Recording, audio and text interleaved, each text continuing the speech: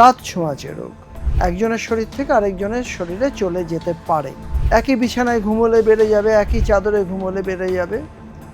গরমের দেশে আমরা সাধারণত খুব একটা জামা কাপড় পরে শুতে যাই না, বা অনেক সময় খুব কম জামা কাপড় পরে সোফাতে বসে থাকি।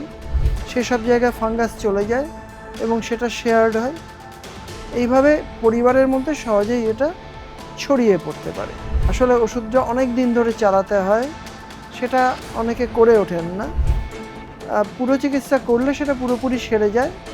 দ্বিতীয় আরেকটা কারণ যেটা বারবার দাঁত হবার পেছনে আছে, সেটা হচ্ছে পরিবারের মধ্যে কিংবা স্কুলের মধ্যে বাচ্চাদের ক্ষেত্রে, বা আমরা সহকর্মীদের মধ্যে যদি এই জীবাণুটা থেকে যায়, সে যদি চিকিৎসা না করে, তাহলে আপনার বারবার হতে পারে। কারণ দাঁত একবার হয়ে গেলে কিন্তু আপনি তার এগেনস্টে যে একবার স্মল পক্স বা চিকেন পক্স যদি একবার হয়ে যায়, সারা জীবনের মতো আপনার একটা ইমিউনিটি এসে গেল। দাঁতের ক্ষেত্রে সেটা সত্যি নয়, আপনার শরীরে তার প্রতিরোধ ক্ষমতাটা আসবে না, ফলে ওটা বারবার হতে পারে। গরমকালে দাঁত চুলকানির সমস্যা বাড়তেই থাকে। এই দাঁত হলে কি ধরনের চিকিৎসা করানো উচিত, কি করা উচিত, কি আমাদের একদম করা উচিত নয়, সেই সম্পর্কেই আজ আমরা জেনে নেব। নমস্কার, আমি মৌপ্রিয়া এবং আমাদের সঙ্গে এই মুহূর্তে রয়েছেন গৌরীদেবী হসপিটালসের ডার্মাটোলজি ডিপার্টমেন্টের consultant and professor doctor Jayanta Kumar Das. Sir, আপনাকে অনেক অনেক স্বাগত জানাই। আমি ডক্টর জয়ন্ত দাস, আমি গৌরীদেবী মেডিকেল কলেজের প্রফেসর ডার্মাটোলজি।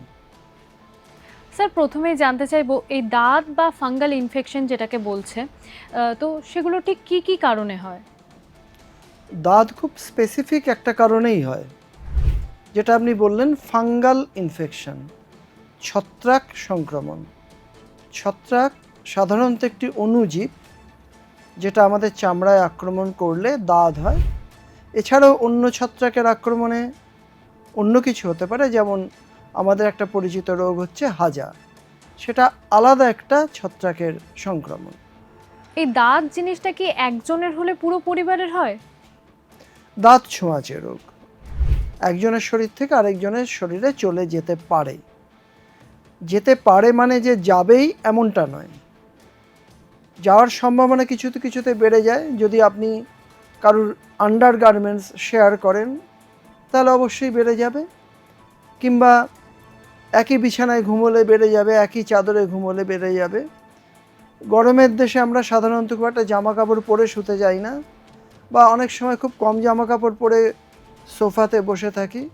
সেসব জায়গায় ফাঙ্গাস চলে যায় এবং সেটা শেয়ার্ড হয়। এইভাবে পরিবারের মধ্যে সহজেই এটা ছড়িয়ে পড়তে পারে। তবে সবথেকে সহজ উপায় হচ্ছে ক্লোজ বডিলি কন্ট্যাক্ট। ধরা যাক আপনার হাতে, আপনার নয় অন্য কারুর হাতে এই ধরনের ফাঙ্গাল ইনফেকশন আছে, এবং আমার হাতের সঙ্গে সেটা আমি হাত মেলালাম, তো হাতের থেকে হাতে সেটা চলে যেতে পারে। এভাবে একজনের হলে পরিবারের অন্যদের হবার সম্ভাবনা যথেষ্ট বেড়ে যায়, তবে হবেই এমন কোনো কথা নেই। অনেকেই দাঁত বা চুলকানিতে রসুন, লেবুর রস এই ধরনের অনেক ঘরোয়া উপায় অ্যাপ্লাই করে থাকেন। তো এগুলো কি সত্যি কার্যকরী? এগুলো কতটা কার্যকর তাই নিয়ে যথেষ্ট সন্দেহ আছে। তবে যেটা নিয়ে সন্দেহ নেই যে এটা করতে গিয়ে কার্যকর ওষুধ প্রয়োগের দেরি হয়ে যায়। শুধু তাই নয়, বিশেষ করে রসুনে অনেক সময় ইরিটেশন হয়, একটা এক্সিমেটাস রিয়াকশান হতে পারে। তো এগুলোর বদলে আমাদের যেহেতু খুব কার্যকর ওষুধই রয়েছে, সেগুলো দেয়াই ভালো বলে মনে হয়। অনেকে বলেন দাঁত একবার হয়ে গেলে আর কখনো সারে না, বিভিন্ন জায়গায় হতেই থাকে। এটা কতটা সত্যি? একেবারে সারানোটা একেবারেই অসত্যি। আপনি যদি পুরো চিকিৎসা করেন, আসলে ওষুধটা অনেক দিন ধরে চালাতে হয়, সেটা অনেকে করে ওঠেন না। পুরো চিকিৎসা করলে সেটা পুরোপুরি সেরে যায়। দ্বিতীয় আরেকটা কারণ যেটা বারবার দাঁত হবার পেছনে আছে, সেটা হচ্ছে পরিবারের মধ্যে কিংবা স্কুলের মধ্যে বাচ্চাদের ক্ষেত্রে, বা আমরা সহকর্মীদের মধ্যে যদি এই জীবাণুটা থেকে যায়, সে যদি চিকিৎসা না করে, তাহলে আপনার বারবার হতে পারে। কারণ দাঁত একবার হয়ে গেলে কিন্তু আপনি তার এগেনস্টে যে একবার স্মল পক্স বা চিকেন পক্স যদি একবার হয়ে যায়, সারা জীবনের মতো আপনার একটা ইমিউনিটি এসে গেল। দাঁতের ক্ষেত্রে সেটা সত্যি নয়, আপনার শরীরে তার প্রতিরোধ ক্ষমতাটা আসবে না, ফলে ওটা বারবার হতে পারে। একেবারে সারবে না, এই ব্যাপারটা একেবারেই ভুল কথা। দাঁত হলে যেরকম অ্যালার্জি হলে ডিম বা স্পেসিফিক কিছু খাবার রয়েছে যেগুলি খাওয়া যায় না, দাঁত হলেও কি সেরকম কিছুই? না না, দাঁতের সঙ্গে কোনো খাবারের সম্পর্ক নেই, তবে দাঁত কোনো কোনো ক্ষেত্রে বেশি হয়, যেমন ডায়াবেটিক রোগীদের বেশি হয়।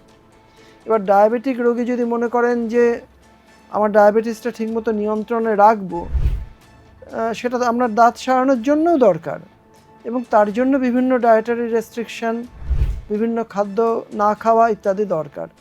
কিন্তু সরাসরি কিছু খেলে দাঁত বাড়ে এরম কিছু ব্যাপার নয় একেবারেই। দাঁত হলে আমাদের কি কি করা উচিত? দাঁত হলে চিকিৎসা করা উচিত। চিকিৎসার মূলত দুটো অংশ, একটা হচ্ছে ওষুধ বিশুদ্ধ, আর একটা হচ্ছে ওষুধ বিশুদ্ধ ছাড়া কিছু নিয়মকানুন। নিয়মকানুনগুলো খুব ছোট করে বলে রাখি, যে আপনাকে একটু আলাদা রাখতে হবে, জামা কাপড় একটু আলাদা থাকতে হবে, মোজা টোজা যদি পায়ে দাঁত হয় বিশেষ করে রেগুলার কাচতে হবে, পারলে পাটা খোলা রাখতে হবে, বা যেসব জায়গায় দাঁত বেশি হয় যেমন জেনিটাল এরিয়া, গ্রয়েন্স বা প্যান্টে ঢাকা যে জায়গাটা, সেই সব জায়গাগুলো যতদূর সম্ভব সুতির খোলামেলা পোশাক পরতে হবে। আর আমাদের গরমের দেশে যদি পারেন, যদি অ্যাফোর্ড করতে পারেন, এসিতে বেশিক্ষণ থাকবেন, কারণ ঘাম হলে পরে দাঁত বাড়ে, আর্দ্রতাতে দাঁত বাড়ে, গরমে দাঁত বাড়ে, সেগুলো এড়িয়ে চলা যতটা সম্ভব। এছাড়া অবশ্যই ওষুধ দু রকমের, লাগানোর ওষুধ এবং খাবার ওষুধ। ডাক্তারবাবু যতদিন বলবেন ততদিনই এটা করতে হবে, যতদিন খেতে বলবেন, যতদিন লাগাতে বলবেন ততদিনই করতে হবে। তা না হলে ওই সেরে গিয়ে মনে হবে সেরে গেল, কিন্তু আবার ফিরে আসবে। দাঁত বা চুলকানির ক্ষেত্রে মানুষেরা মানে চিকিৎসা করানোর আগে যে সমস্ত বাজারজাত ক্রিমগুলো রয়েছে সেগুলো কিনে ইউজ করতে থাকে, এটাতে কি দাঁত বেড়ে যেতে পারে? 100বার। কারণ এই পরামর্শটা কে দেবে? পরামর্শ দেবে পাশের বাড়ির কাকিমা, অথবা ফার্মাসিস্ট, অথবা যারা পাস করেননি কিন্তু চিকিৎসা কোনোভাবে করতে শুরু করেছেন তারা অধিকাংশ ক্ষেত্রে কী দেন? এমন একটা ওষুধ যেটা তাদের মূল সমস্যাটা সাময়িক কমিয়ে দেবে। সেটা কি? কোনো একটা স্টেরয়েডের সঙ্গে হয়তো আজকাল যেটা চালু হয়েছে যে 5 মিশালি স্টেরয়েড, একটা অ্যান্টিফাঙ্গাল, একটা অ্যান্টিব্যাকটেরিয়াল, একটা স্টেরয়েড মেশানো একটা ওষুধ। এখন স্টেরয়েডের কাজটা কি? সেটা চুলকুনি কমিয়ে দেয়, একই সঙ্গে সেটা আমাদের দাঁতের প্রতি যে শরীরের ইমিউন মানে প্রতিরোধ ব্যবস্থা সেটাকে ধ্বংস করে দেয়। অর্থাৎ দাঁতের জীবাণু সেখানে দ্রুত বংশবৃদ্ধি করতে থাকে, দাঁত ছড়িয়ে পড়তে থাকে। রোগী ভাবে আমার চুলকুনি তো কমে গেছে, আমার তো ভালোই হচ্ছে, ওষুধটা বোধহয় আরও লাগালে আরও ভালো হবে। কিন্তু যত বেশি লাগাবেন চামড়ার যে স্টেরয়েড ততই বেশি ক্ষতি করবে একদিকে, অন্যদিকে ইনফেকশন, দাঁত ইনফেকশন যেটা ছত্রাক সংক্রমণ, সেই ইনফেকশন সেটাও বাড়িয়ে দেবে। ফলে এগুলো একেবারেই করা উচিত নয়। স্যার, তাহলে আপনারা কি ধরনের মেডিসিন হোক বা ক্রিম হোক, কি ধরনের মেডিসিন আপনারা প্রেসক্রাইব করেন? দাঁতের জন্য বা টিনিয়া আমরা বলি, বা ফাঙ্গাল ইনফেকশনের জন্য অনেকগুলো বিজ্ঞানসম্মত ওষুধ রয়েছে, যার মধ্যে কিছু ক্রিম বা অয়েনমেন্ট বা পাউডার বা লোশন, আর বাকিগুলো হচ্ছে মুখে খাবার ওষুধ, রেয়ারলি ইনজেক্টেবল বাদই দিন। আমরা সাধারণের জন্য আলোচনা করছি, ক্রিমের কথা বলি। ক্লোট্রিমাজল, মাইকোনাজল, লুলিকোনাজল, এ ধরনের অনেক ক্রিম দাঁতে খুব ভালো কাজ করে। কিন্তু সাধারণত আজকাল যে ধরনের দাঁত হচ্ছে, বিশেষ করে অনেক দিনকার দাঁত, তাতে কেবল ক্রিমে পুরো সারে না। সেক্ষেত্রে কী দিতে হয়? তার সঙ্গে খাবার ওষুধ দিতে হয়। আগে আমরা ব্যবহার করতাম গ্রিসিওফালভিন বলে একটা ওষুধ, সেটা দামেও সস্তা ছিল, চমৎকার কাজ করত, কিন্তু বিগত 20 বছর ধরে ওই ওষুধটির কার্যকারিতা নষ্ট হয়ে গেছে। এটা হয়, মানে ড্রাগ রেজিস্ট্যান্ট যে কোনো জীবাণুই বলুন আর ছত্রাকই বলুন, তার চিকিৎসার ক্ষেত্রে একটা বড় সমস্যা, ড্রাগ রেজিস্ট্যান্স বা ওষুধে প্রতিরোধ ক্ষমতা বেড়ে যাওয়া ছত্রাকের। তো আমরা এখন যেটা দিই অন্য ধরনের ওষুধ, যেমন ইট্রাকোনাজল, বা এই ধরনের কিছু ওষুধ, যেগুলো অবশ্যই ডাক্তারের পরামর্শেই খাওয়া উচিত। তার কারণ তার হাজার একটা সমস্যা আছে। সেটা খেলে পরে কিছু ব্লাড টেস্ট করতে হয় মাঝে মধ্যে, এবং কিছু কিছু ওষুধের সঙ্গে তার ইন্টারঅ্যাকশন আছে, কিছু বিপদের দিক সেখানে থাকতে পারে। সুতরাং নিজে নিজে ওষুধের দোকান থেকে কিনে খেলাম বা অমুককে ওষুধটা লিখে দিয়েছে আমি নিয়ে নিলাম, এই জিনিসটা চলবে না। কিন্তু আমি যেটা বারবার জোর দিয়ে বলতে চাই, যথার্থ সময় ধরে যথার্থ চিকিৎসকের কাছে চিকিৎসা করলে দাঁত বা ফাঙ্গাল ইনফেকশন, চামড়ার ফাঙ্গাল ইনফেকশন অতি অবশ্যই সেরে যাবে, এবং সেটা পুনরায় সংক্রমণ আর কারোর কাছ থেকে না হলে সেটা আবার ঘুরে ফিরে চলে আসবে না। মানে একেবারেই কোথাও কোনোদিনই সারলো না, এটা হবে না। এটাই। স্যার অনেক অনেক ধন্যবাদ আপনাকে। ধন্যবাদ। আমাদের বিশেষজ্ঞ জানালেন দাঁত হলে ঠিক কি কি করা উচিত, কি করা উচিত নয়।